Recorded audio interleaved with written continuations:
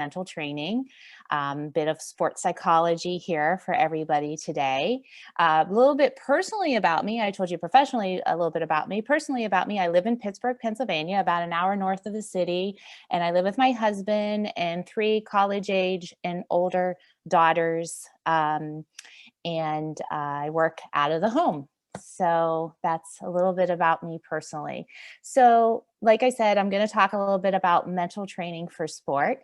Particularly, I'm going to talk about these three mental training skills today: goal setting, mental imagery, and self-talk. I'm going to do a little bit of talking, but I'm going to have you guys do some activity because I just don't want this to be a lecture only 45 minutes that I spend with you.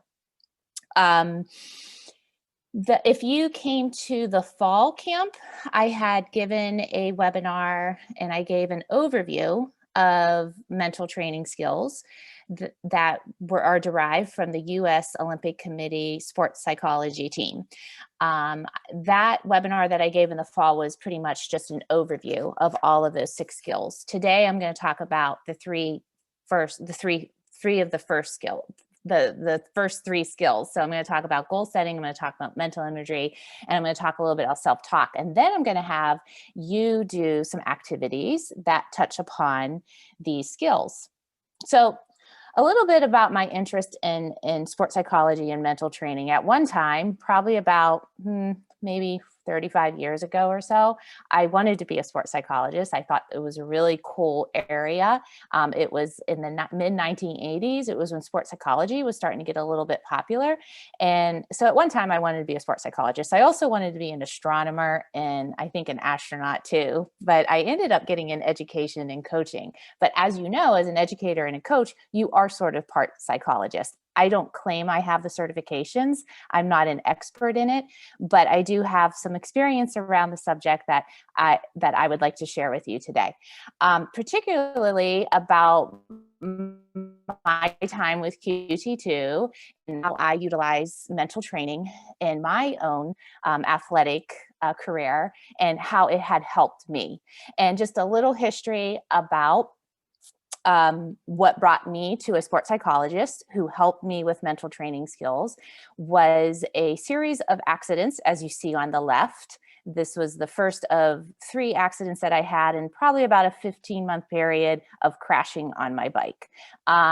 Some of it was my error, some of it was bike error, but it was sort of drew my attention that, you know, something's off here, like either it's concentration or something's going on. And at that time, my coach and I had conversations back and forth of, you know, my training data was at a certain level, but when I would go to perform, my performance level wasn't meeting where my training performance was. There was definitely a discrepancy there. And then, of course, I had these unfortunate things happen to me that, you know, was a little bit more of a concentration kind of factor. So I had about 15 months of that. I had 3 big crashes. My last big crash was the beginning of 2015. I was off my bike for about a month and a half, and had to, you know, get back into training midway through the season. And I was training for Ironman Coeur d'Alene at that time, and I wasn't able to partake in it because of the injuries I got from a crash. And then about a month after Coeur d'Alene was supposed to happen, I started back up with training. And then I ended up the year winning Beach to Battleship full distance iron distance race. And so what I want to talk about today is how I got from being in the situation I was on the left there, from crashing and not performing, to where I knew and my coach knew where I could perform, to having a performance of my lifetime about 6 months later. As you know, this will fall under the mental training component of our QT2 5 cornerstones. You've probably seen this time and time again. I'm going to talk a lot about the mental training, mental fitness component. So why do we mentally train as athletes? It increases our ability to be in control under pressure. If you've ever gotten to a race situation or a hard training situation and you feel a lot of pressure, you feel a lot of out of control, mental training can help you with that. It also increases your consistency from day to day. It helps with consistency throughout a race day, especially something like an Ironman, where we need to be really consistent throughout the day. Mental training helps us perform to the best of our ability. You've always you've always heard there's so much percentage of what we do is physical, but there's a lot of percentage of what we do is mental. So without that mental component, we're not able to perform to our ultimate ability. And it also helps us perform at big competitions when there might be a lot of pressure on ourselves, a lot of spectators and whatnot. So how do we develop exceptional mental skills? We can learn through trial and error, okay, right? The book of hard knocks. I'm approaching 50 here pretty soon in a couple years.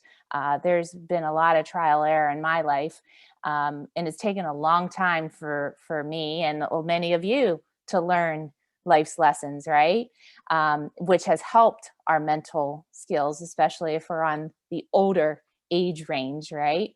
But that takes longer. It takes longer. It takes 30, 40, 50 years of trial and error to become a little bit wiser on the mental side of things. Or we can sort of shortcut a little bit and we can adopt a sound mental training plan. So this will eliminate the trial and error part, and it's a lot quicker. When I talk about this bullet and this certain subject, I think about, my children. I try to lead them in one direction or another and try to help them shortcut some of the things that, I don't want them to have to experience and find out the hard way. Mental training sort of the same way. We can sort of shortcut it if we can get on a nice mental training plan and we practice those mental training plans and those mental training skills regularly, just as much as we practice FTP assessing, or we practice prehab work, or we practice swim technique. It's the same thing. It'll help us develop exceptional mental skills if we can adopt consistent practice and a nice mental training plan to go along with that. Here's just a nice quote I found: from the errors of others, a wise man corrects his own. So again, listen to those people who've had those trials and tribulations and learn from them, because it will help shortcut your way to having exceptional mental skills. And another quote from Benjamin Franklin: tell me and I forget, teach me and I remember, and involve me and I will learn. And that's why it's so important to involve in your training mental training skills and mental training activities. Sports psychology or mental training is all about our reaction. So our thoughts are what occurs from the situation, and it brings us to our response. So I sort of put a picture here to explain what I mean by this phrase. So the sports psychology is all about the B. It's all about that red part. All right. It's all about that middle part. If you look, I have a illustration of the Tasmanian devil here, right? So the Tasmanian devil has a thought. That's A. That's the situation. He's thinking about something. He's scratching his head, right? He's scratching his head thinking about something.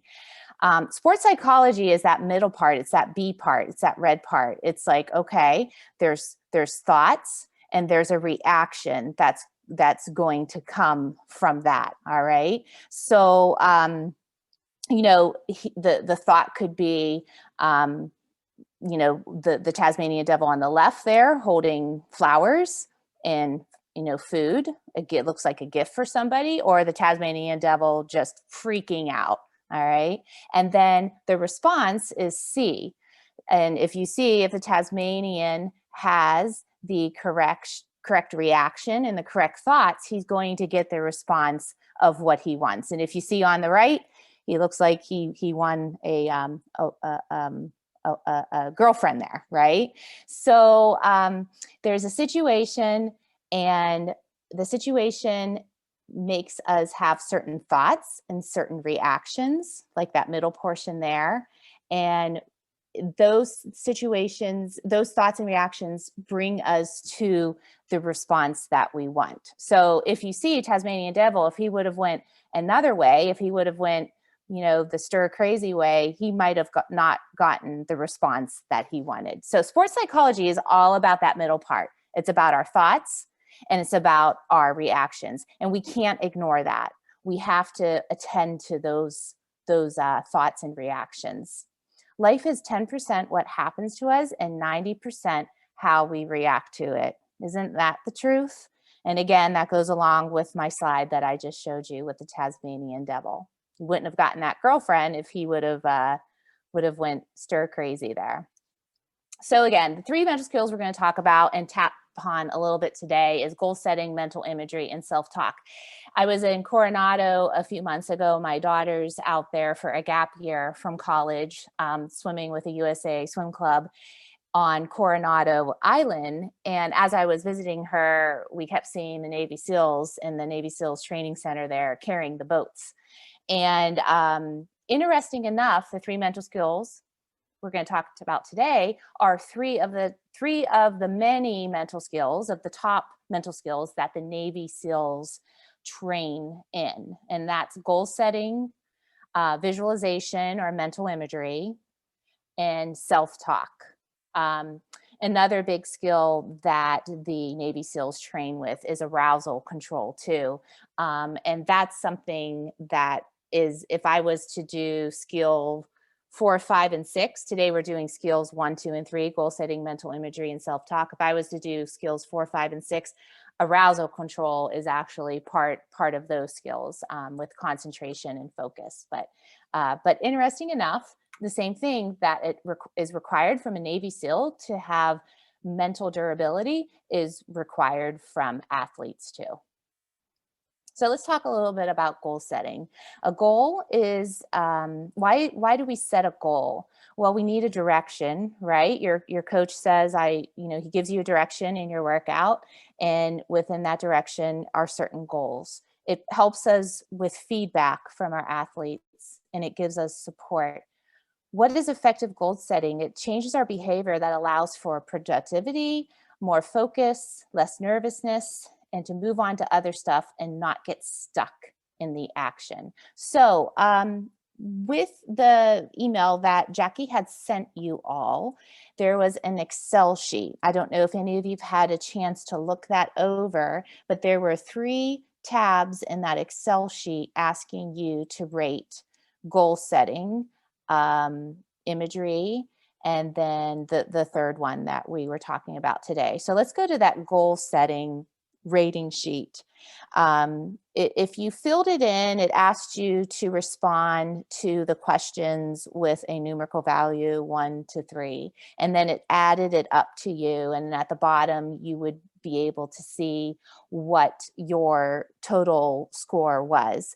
And then if you saw what your total score was, there was underneath it like a ranges, like if you scored 5, it might say something like you need more work on goal setting. Or if you scored, I don't know what it was exactly, if you scored all of the points, you're doing a really great job at goal setting, keep doing it.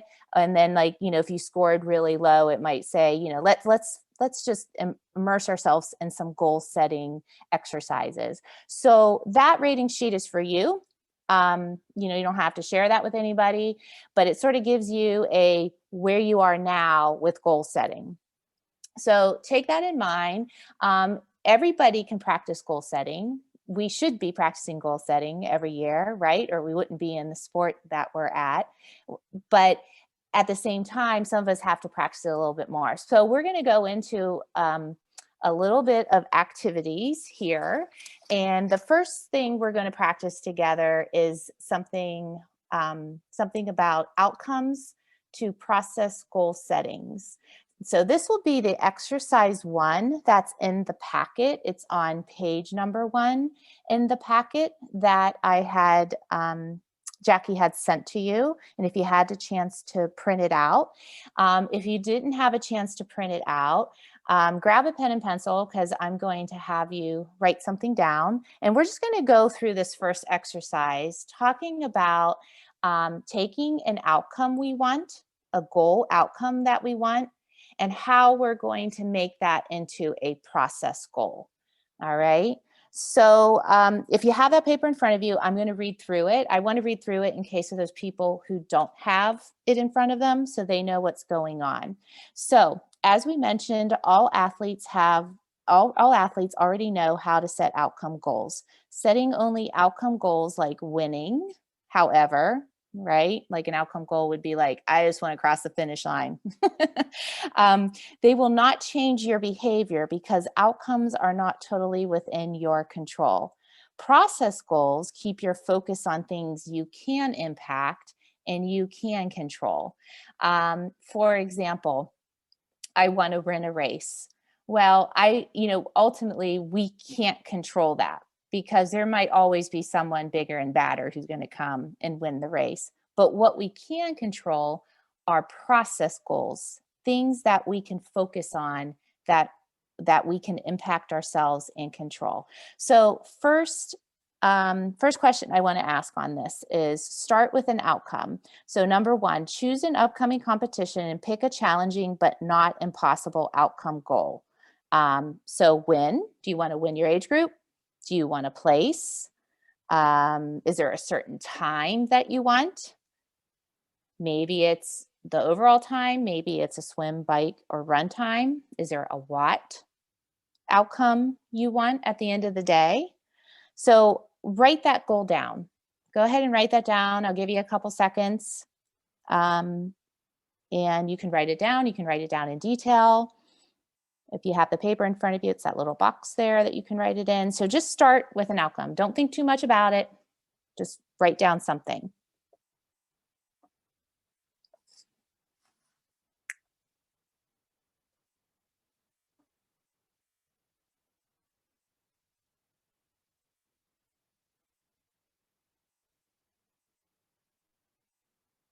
And no, the goal is to drink a big beer at the finish line. That is not a goal. That's not an acceptable goal. All right. So hopefully we all have an outcome goal that we have written down. So we're going to move on to number two, moving from this outcome goal to process minded.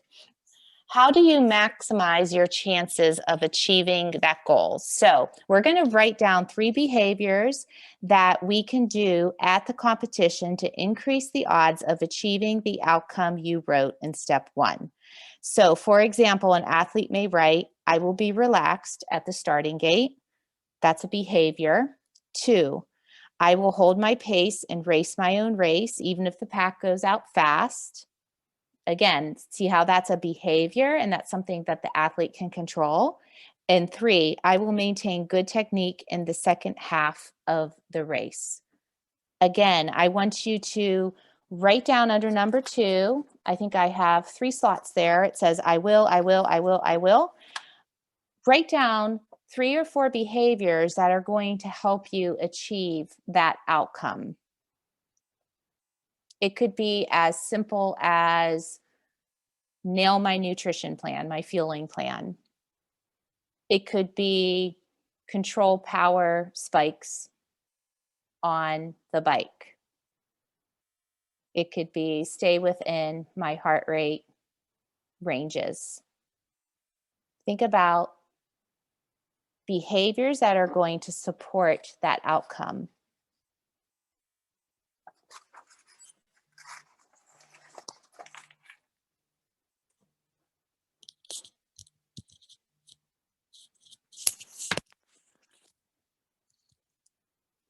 So when you're done with writing 3 or 4 behaviors that are going to support the outcome, we're going to talk a little bit about even before the race. What are some practices and processes that we can do during training? What can you do in training between now and your competition to maximize your chances of achieving your 3 competition process goals? Write 2 strategies to focus on in training that will set you up to behave the way you want in competition. For example, if your competition process goal is to take a risk and confidentially try a new move in competition, you might focus on competition simulation and training when you only have one chance to try the move with no chances. For an example, in training, I will do what? So what are you going to do in training to make sure that behavior happens during competition?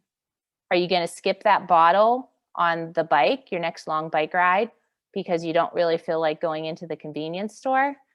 You know, these are the things that are good for us to think about. You know, practice makes perfect. So taking what you need to do in the race, the behavior you have to do in the race, how are you going to utilize it during your training time? So think about 2 things in training that you can do to help practice this behavior or practice this process that you want during race day. If it's a concentration factor and you're having issues concentrating on race day and you need to concentrate or focus better, then maybe in training you need to write down some things that help you with concentration. Maybe it's shut down social media during training. Turn off your phone so you don't get phone calls. Those kind of things. So that was number 3. And finally, we're going to move on to number 4. Become an enforcer for ourselves. So when does goal setting fail? When we don't do it, right? You figured out how to maximize your outcome in an upcoming competition. So how do you make sure to start to change your behavior every day leading up to it? So pick a reward for completing step 3 at your next training session, and then pick a punishment for not doing it.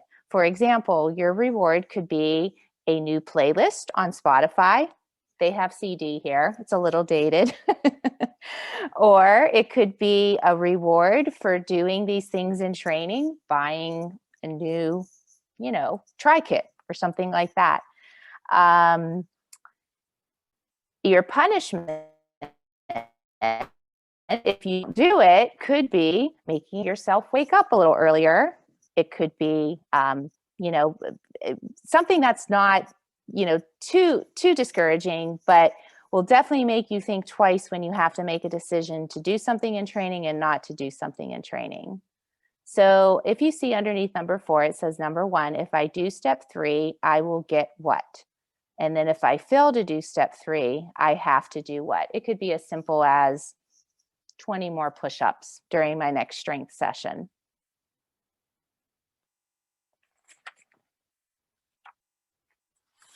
So the exercise that we just did, goal setting exercise number 1, moving beyond outcome goals to process goal setting, is just reminding ourselves that outcomes happen because of the behaviors that we do during competition. And those behaviors that we do during competition aren't just there by chance. Those behaviors that we execute and we do in competition are there because we practice them in training and then holding ourselves accountable for just that. So that's one exercise. I'm not going to go through all of them for goal setting, but if you look at the next exercise, number 2 is setting short-term goals. If you feel like that's something you need to work on a little bit more, setting smaller goals before you reach your main goals. This is a nice activity to do. It's like a thought elevator. Sometimes if we think about our main goal, it can be really, really overwhelming to us. But if we think of one little goal as one step at a time, like a thought elevator to lead us up to that main goal, it definitely seems a little bit more attainable for us. So that's what exercise 2 is helping us setting short-term goals. And then exercise 3, I believe that's on page 5. It goes into a little bit more depth about setting challenging but possible goals. I see this a lot with new athletes coming into the sport of triathlon, especially with the Ironman distance. Certain people, we all have speed potential, right? So speed potential is great if you're like a 5Ker. You can usually maximize your speed potential if you're doing a really, really, really, really short race. But speed potential cannot be maximized in Ironman unless you are training the aerobic system and you're putting in a lot of hours, a lot of miles, a lot of time into the training. I see this a lot with newer athletes coming into Ironman who think that because they have a great speed potential or they're able to do this in a 5K, then, oh, I'm of course going to be able to do this in an Ironman race, only to find out later that that's not necessarily the case, that there's something called aerobic development, time on task, long training days that help us get to eventually where our speed potential is. So, this is a really great exercise to do. I like to do it a lot with my newer athletes, that it helps you think about something that's realistic, something that's really unrealistic. And it also helps you step back and look at the people who are achieving where you want to be eventually and what they are doing to achieve those things. If you ever look at a day in the life of a professional triathlete, they're spending the whole day training and recovering and eating, and that's what makes them so successful at the sport. A lot of people don't see that. So this exercise number 3 it's really good exercise to do. So if you have some time, please go ahead and do that at a later time. Just tapping into the second skill, mental imagery, is mental visualization. You might hear it called imagery, visualization, mental practice, mental rehearsal, all very similar things. And how can we use imagery? We can see success, we can motivate with it, we can manage our energy levels, we can learn and perfect skills. That's really important, especially when it comes to technique-driven sports. Imagery can help us refocus. Imagery can help us prepare for competition. So going back to your rating sheet. So go to that Excel sheet. I believe it was the second tab was your mental imagery or your visualization rating sheet. Punch in your numbers, see what the tally comes to, and then see the rubric at the bottom, see the 3 levels, see where your number rates you. Are you really good at mental imagery? I used to be an educator for almost 20 years, and I spent a good portion of my time being a kindergarten teacher. 5-year-olds have great imagery. They probably would have perfected the rating sheet. I think as we get older, I think our imagery, I think it really starts to wane a bit in everything, just with our senses, our senses of smell aren't as crisp as they used to be. I think imagery, and I think part of it is just being an adult. We're not using our imagination a lot. I think imagery is definitely a skill that we all can improve upon. So whatever your rating was, that's for you. That's information for you to see, is this something that you can improve upon? Some mental imagery tips: be calm and be relaxed, of course, use all senses. Control your images. At first, keep imagery practice easier. So eliminate distractions before putting yourself within distractions to use imagery skills. Also, use the sense of feel, movement, move with your imagery. Practice your mental imagery when you wake up, right before you practice, after talking with a coach. you know, my husband and I watch our middle daughter swim a lot, and she'll, you know, do an event and she'll get out of the pool, and usually we can tell right away, well, it was a good event, or it wasn't, you know, she wasn't real happy with her performance or whatever. And, you know, we sit up there in the stands and we watch her go to her coach, and the coach usually, you know, talks to her a little bit and waves his arms and, you know, tries to show her things. And then, you know, we watch her walk away. And I know we have said to her, you know, are you, you know, visualizing this, you know, when you're done talking to your coach, are you visualizing these things, and how important that is? So even with us as endurance athletes, you know, after you talk with your coach, or if you're at a master swim practice and you talk to your coach, are you visualizing, using your imagery with some of the things that you're talking about, perfecting your technique or whatnot? Also, while waiting to compete, use mental imagery. While traveling to competition, work, and practices. And instead of TV and Facebook, can you replace those things with mental imagery practice? So going back to our book, we are on, I believe it is page 6. Yeah, page 6 and 7. Let me see which one I was going to do. There are 4 exercises we have for mental imagery. Okay, and so the first exercise, let me just read through it. That is an imagery sensory checklist. This is an exercise to develop your imagery sensory. So it helps us integrate our sense into our imagery. As you create each of the following images in your mind, you rate your ability to do so based on this scale. So this is a really interesting exercise to do, because it tells you what part of your imagery that you're lacking. Is it visual? Is it kinesthetic?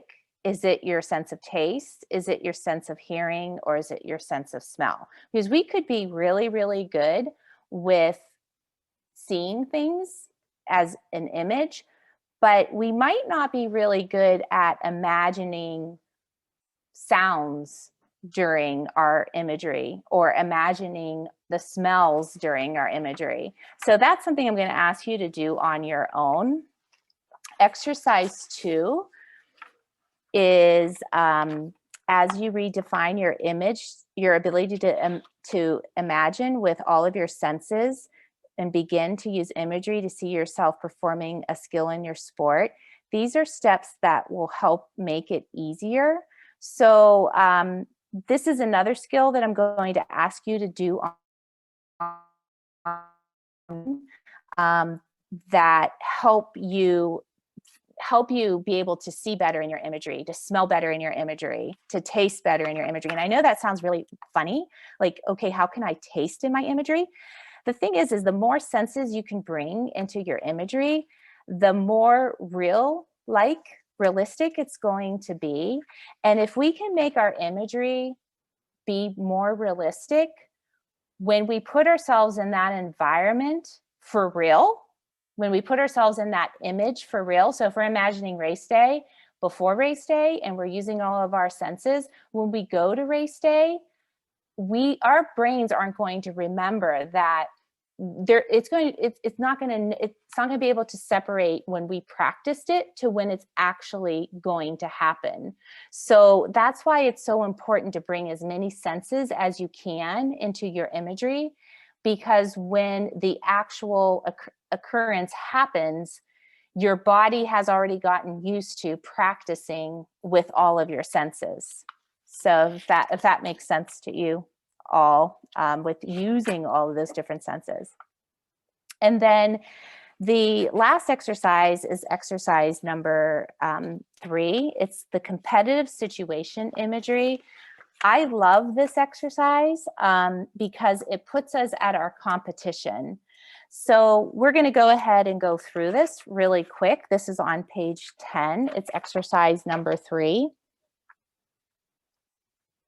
It's imagining ourselves in a competitive situation. So number one says, approach a place through imagery where you have recently competed or have vivid memories of a competition. So think about a competition. I know it's been a while, and I think that's why imagery is so important right now, because it's been a while for all of us before we've been at an Ironman race or been at a goal race. So allow yourself to experience some sensations that may accompany a competitive experience for you. That is, if you typically get nervous or psyched up before competitions, allow yourself to feel these emotions. So list some typical emotions or feelings that you experience before competing. So go ahead and just write down a couple little things. Do you get nauseated? Do your hands shake? Do you get a little cranky? What are you feeling? So just write down like one or two feelings that you feel before competing.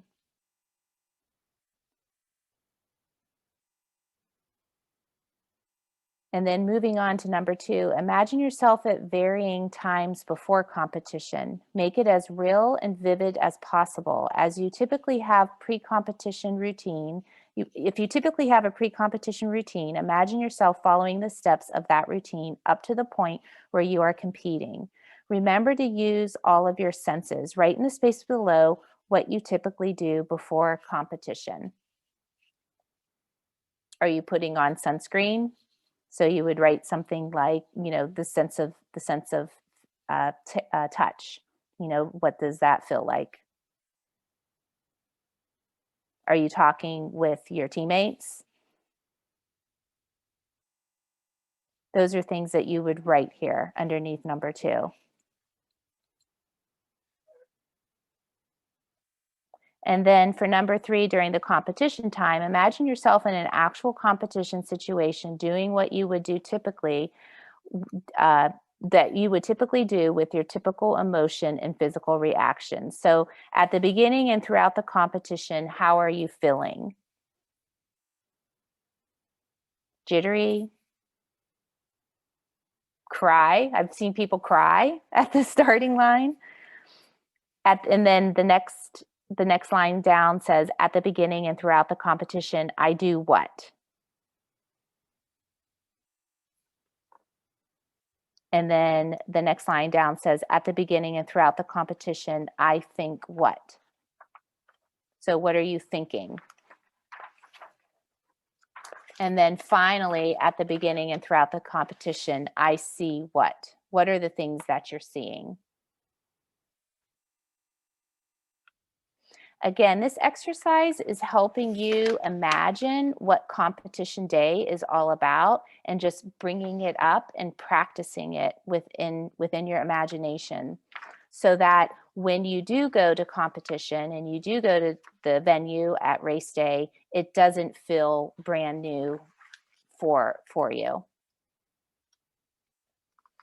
All right. The next exercise is about controlling your outcomes. We're not going to go into that, but if that's something you feel that you need to work upon, this is a great activity for you to do.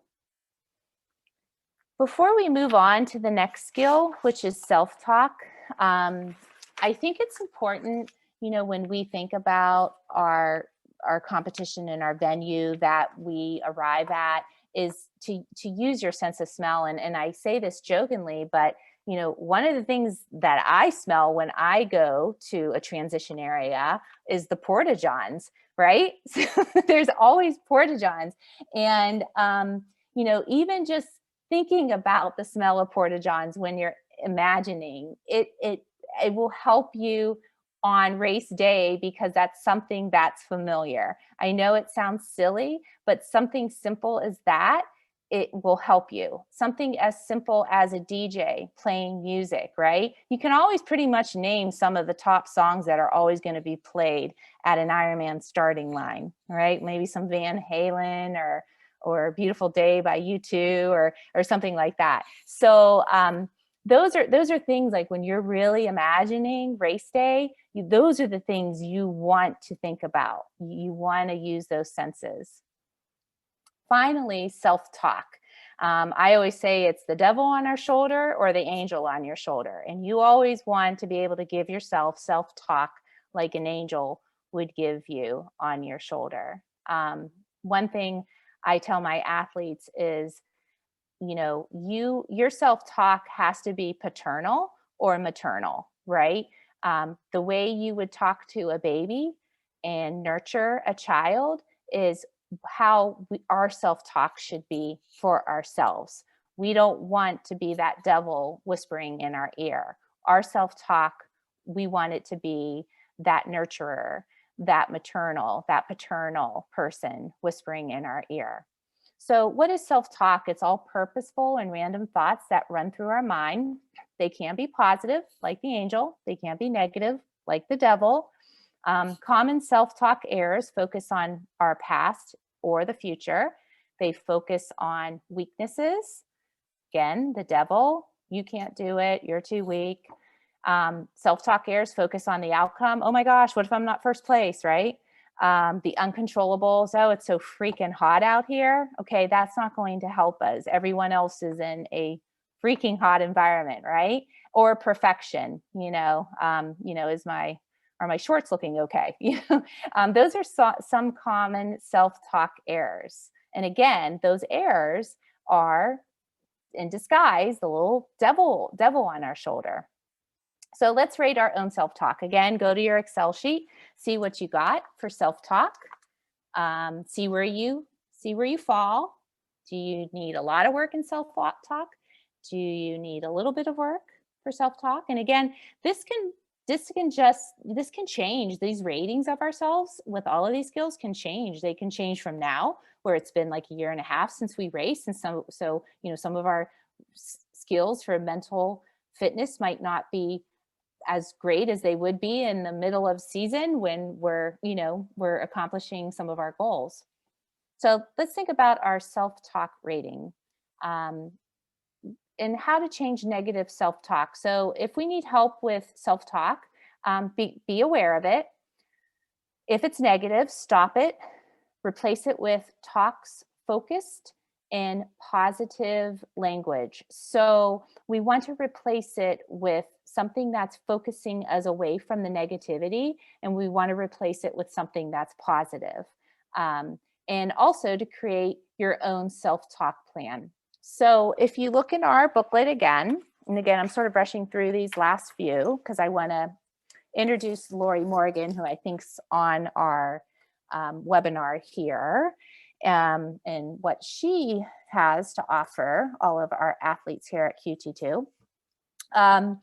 So if you look in our booklet, page 15 and page 16 are exercises that have to do with self-talk. A really great thought-stopping form is on page 15. So it asks you to describe a situation when you often tend to think or talk negative to yourself. It could be sometime during practice. It could be sometime before competition. It could be like the same time during competition at the same mile. Every year I do this sport. I know for me, it's mile 18 to 20 in Ironman. That's when like the self-doubt. Sometimes it's even earlier. It could be mile 12 or 15. That's when the negative self-talk starts coming out. This form is excellent to help you with your thought stopping, how you're going to stop a negative self-talk and you're going to turn it around and make it positive. And again, this is something that just isn't to be practiced on race day. This is something that is practiced every day, and not just in training, but even outside of training too. So this is a really great form. And then the next paper, I think that's on page 16, is a competition preparation form that has like a situation in your competition, like 1 hour before the start, 5 minutes before the start, a critical moment in competition, like coming out of the water in the swim, transition 1. It could be the first 10 miles on the bike. That's if you're an Ironman athlete, that's a really important time to have some self-talk because you see a lot of really crazy things going on on the Ironman course, the first 10 miles of the bike. If you've ever been on the Queen K, you know what I'm talking about. And then other critical moments in competition. So it's a form where you plot out the situation and then what your self-talk is going to be throughout the competition. I had something very similar done with a sports psychologist that I used in Pittsburgh. His name was Dr. Pappas. I was fortunate to be able to get to know him pretty well. I had many sessions with him after I had all of my crashes and falls, and he actually is the sports psychologist for the Pittsburgh Steelers. He is now retired from that, but we actually did a mental training competition plan together. We used a bit of hypnosis with it, but it was something that I had done with him, and we had recorded, and I had listened to it over and over again. This form is very similar, but it's not as detailed as what I did with my sports psychologist at that time. And that was probably about 6 years ago now. So I'm not going to go over any of those last couple exercises with you because of time limits right now, but I do want to talk a little bit about our QT2 mental training resources that we have here. If Lori is on, Lori, are you on? I'm here. Here she is. Hey, ladies, just want to give you a warning that Jenny's on in 10 minutes. Okay. All right. Thanks. And is Lori here? Lori's there. Yeah. Okay. Lori, so I wanted to tell all of our athletes that, of course, their one-on-one coach can be a source of information for them. We have in our coach resource library for the coaches, we have a lot of mental training activities that your coach can do with you, including what we did today with his booklet. This is in the coach resources. We have lots of webinars that we give throughout the years, and many of them touch upon mental training. One coming up with Tim Gary. I have July 28th. I meant February 28th. That's a typo. So he's going to be talking about our why, which has to do with, the mental side of things. So there's a lot of webinars that we give, and we have given, they're in your member section. So past webinars about mental training. I know I have a few. I think Lori has some in there. I think Jesse has some in there. And then we have Lori here. So Lori, I have listed the services that you offer. I don't know if you want to spend some time and just sort of introduce yourself and go over some of those services if any of our athletes may be interested in them. Of course. So my name's Lori Morgan. I am a licensed therapist, and I got into sports psychology just because, I had a passion for therapy, and I also had a passion for, racing and sports. So I think, Amy, your presentation was wonderful, and highlighting a lot of things that we can work on. But, I've definitely found that every athlete that I work with, every person that I work with is so individualized with their mental fitness plans and how to work with them. And, their background outside of the sport contributes so much to mental fitness in the sport too. So that's where, I come in and we can do some one-on-one stuff. We do have, a mental fitness webinar series booklet, and that includes webinars on, sleep and positive self-talk and everything like that. And then we have the other listed resources here: the COVID-19 mental fitness plan, mental fitness consultation, one-on-one support, follow-up, and a race prep plan. I have to, the race prep plan is excellent. If that's something that I had done with my sports psychologist, and I practiced it over and over and over again. So it was actually a big part of, you saw that picture of me with my road rash all over my face and all the crashes I had to winning Beach to Battleship. That was like a huge game changer for me. And I remember running the last couple miles, mile 18, like I mentioned, what is that critical moment in your race where those, the devil on your shoulder comes out? I just remember at that time of that race, that devil was not there. I had a very maternal voice talking to me the whole time. And I contribute that in my change of mindset to help me on that race, on the race day, and that season on a really good note. I can't say, enough about a mental fitness race prep plan and how important that is. Practicing exercising our mind is just as important as practicing our FTP or our paces or our swim technique. And we have somebody, we have Lori Morgan who can help you with all of these things, getting ready for a big race, even if there's a lot of stress in your life, being a mom and having kids and, trying to juggle and balance things for myself, that was always really helpful to me to just have somebody who can approach it from a sport point of view. Lori, was there anything else you wanted to mention about your services? I think that sums it up. You're all good?